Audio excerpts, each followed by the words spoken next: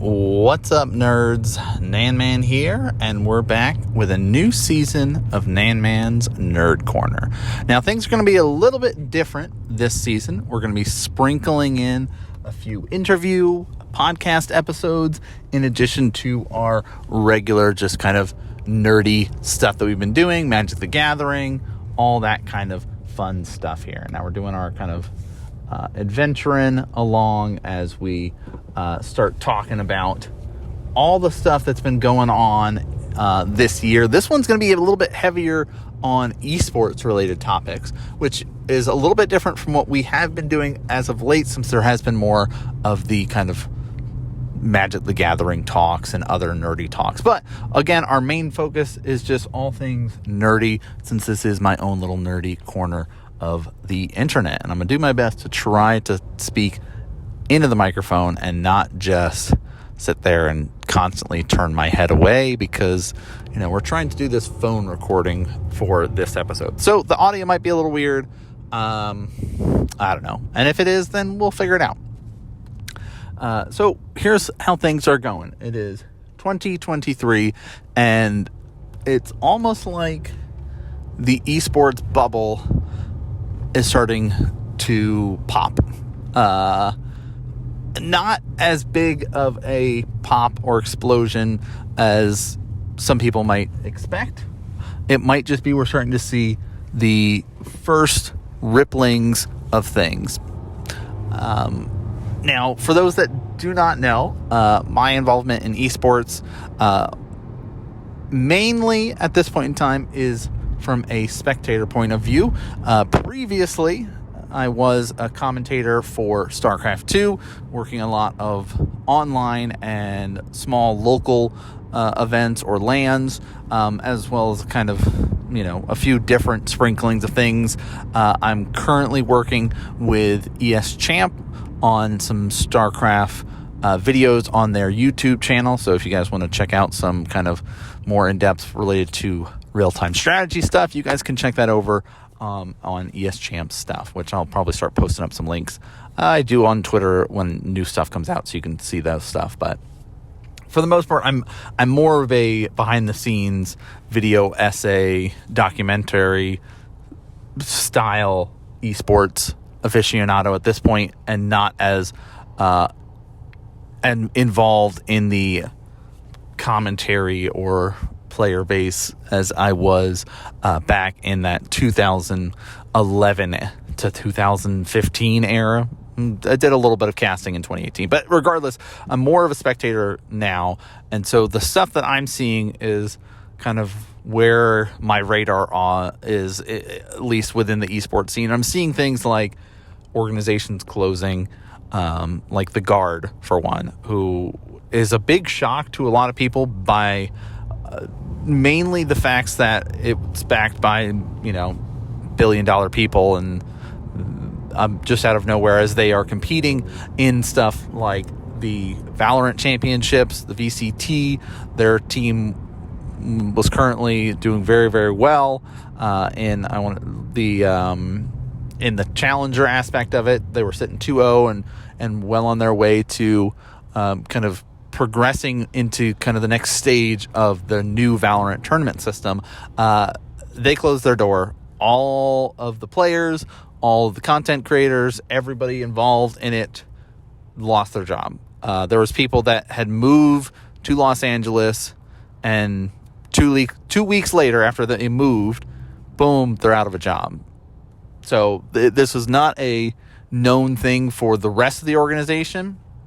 It was kind of one of those blindside for a lot of people in the scene. So, big organizations are running into that.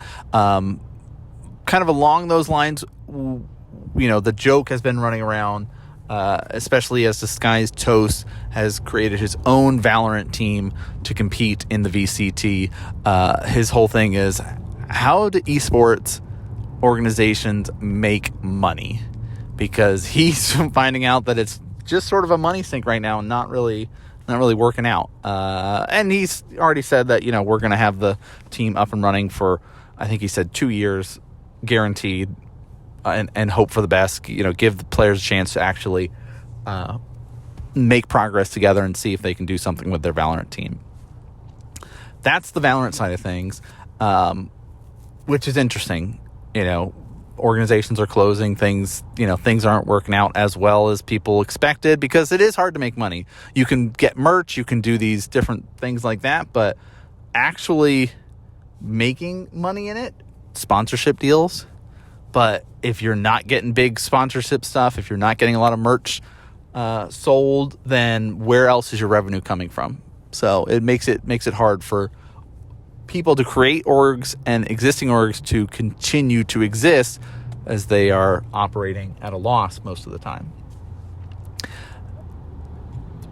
Other esports stuff that I've noticed, there are production companies like Beyond the Summit, who just announced that after 11 or so years of operating, they've run many different tournaments for many different games. Right, originally starting out in Dota, they've done stuff for Smash, they've done different stuff for Rocket League, TFT, they've done a bunch of different games, as well as working with content creators on events. So, speaking of Valorant side of things, the Ludwig and Tarek Invitational event that they ran was set up and helped run at the Beyond the Summit studio that they've got. And, people were like, wow, this is so good. It's the home story style tournament aspect where it's much more casual. People are just hanging out on a sofa. This is awesome. Something that, if you're familiar with StarCraft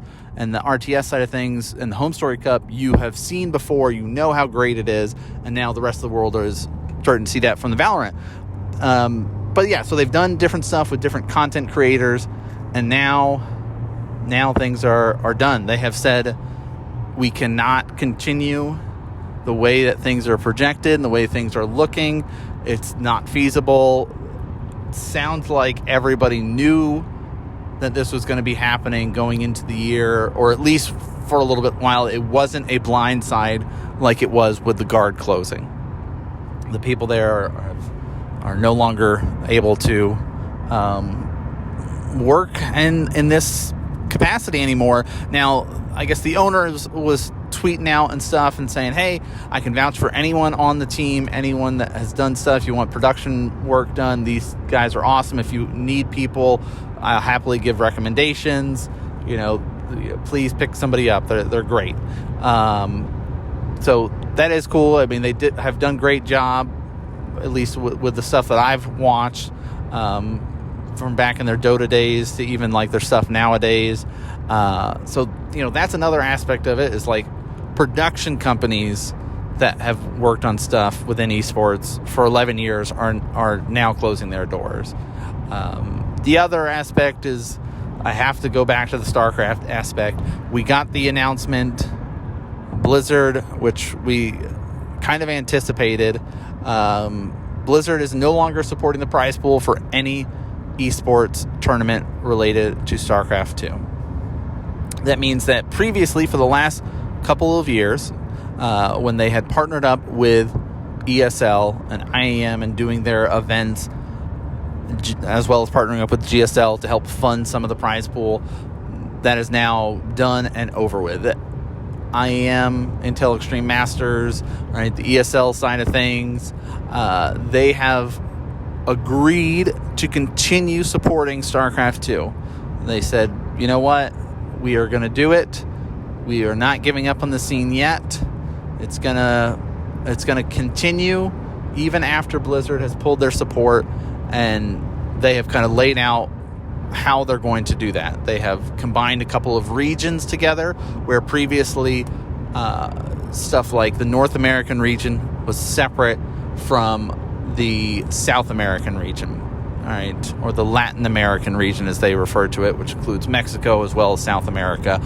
So now it's all just the American region. So, which I know some players within the Latin American are going to maybe have a little bit of a harder time with that, because some of the North American players that are actively playing or even part-time playing are very good. Players like Neeb, who is now a full-time student of course, is running into that, challenge. He's still a very good player and not somebody that you might want to be fighting against if you're also a part-time player. So, as well as players like Estrella, Scarlet, all right. There's some very, very good players still within the region, as well as kind of some players that are a little bit below that level that are also putting up really good results that you're going to start seeing a lot more in 2023 in this new circuit.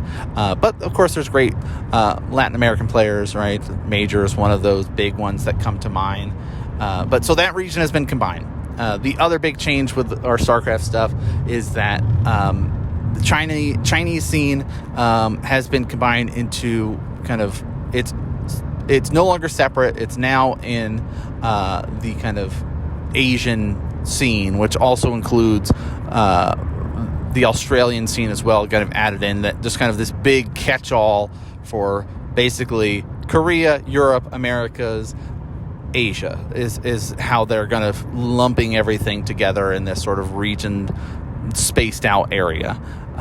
So a little bit of changes there, but very exciting with, our newest world champion, Oliveira, for StarCraft 2 from China, going to be able to compete a little bit more. Very excited to see that. That whole bunch of stuff about Oliveira coming out with the ESCHAM. So make sure you guys are checking out all that cool stuff.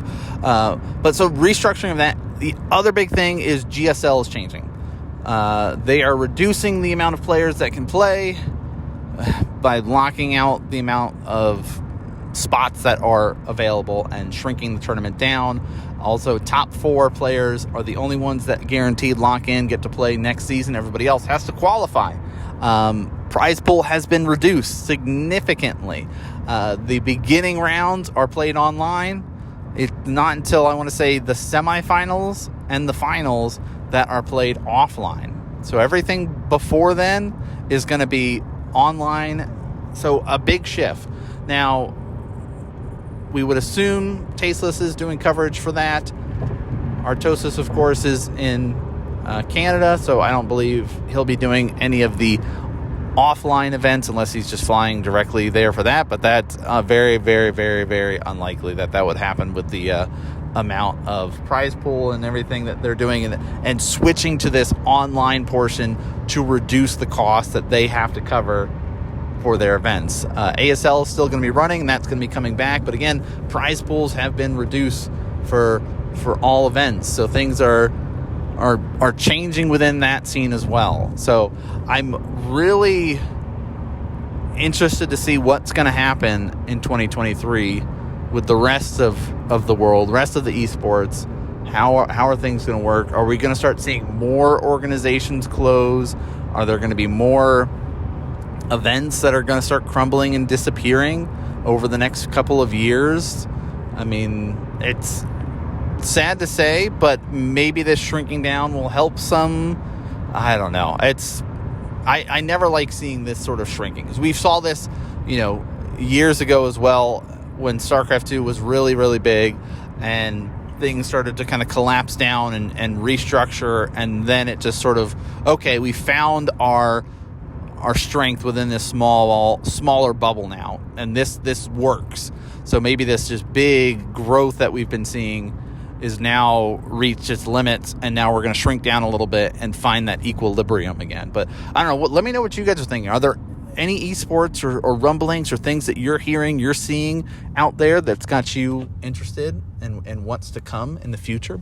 No, very, very cool stuff. But before we leave, we got those questions. What are you watching? What are you reading? All that kind of fun and exciting stuff of going on, like pretty much everybody else around the world, or at least around the internet that I follow. The Last of Us on HBO is up, so I am sucked into that. I have not played the games, so I do not have that prior knowledge going into it. I have talked to people that have played the games, and they are raving about how well the adaptation is and how consistent it is with the games, and not just changing things to change things, but the changes that they have made have been amazing.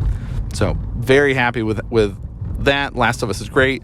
We're getting ready to kick it up into a new season of Mandalorian, a new season of Survivor, because I am a Survivor nerd as well. So a lot of cool shows that are about to be starting that I'm really enjoying. When it comes to kind of stuff that I'm reading right now, I am still on my kind of weekly kick with the manga of going through One Piece, One Punch Man, Solo Leveling, Jujutsu Kaisen, and The Breaker.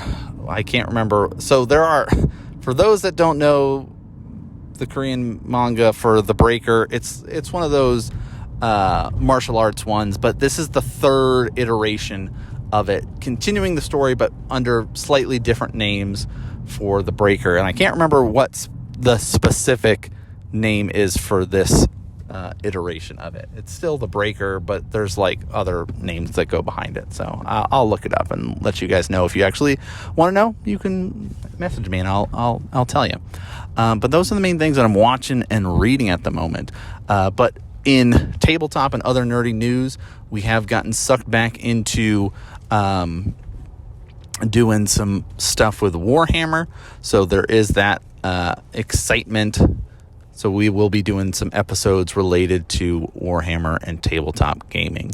So be prepared for all of that fun stuff, as well as a lot more Magic stuff, because of course we are going to be spending some time talking about Magic the Gathering, because there is a lot of Magic content and stuff that's coming up, and releases and stuff that we are going to go into. But thanks so much for tuning in, listening. If you guys enjoyed the content, make sure you're hitting those likes, the subscribes, all that good stuff. Of course, we are on Spotify, Apple Podcasts, anywhere that you can find the podcast. It's over at NanMans Nerd Corner.